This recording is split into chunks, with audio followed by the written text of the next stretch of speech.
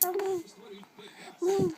Команда Пегаса силами утворює потужний торнадо, який буквально витягує воду з місцевого резервуару і спрямовує її вгору до Хмародеєва.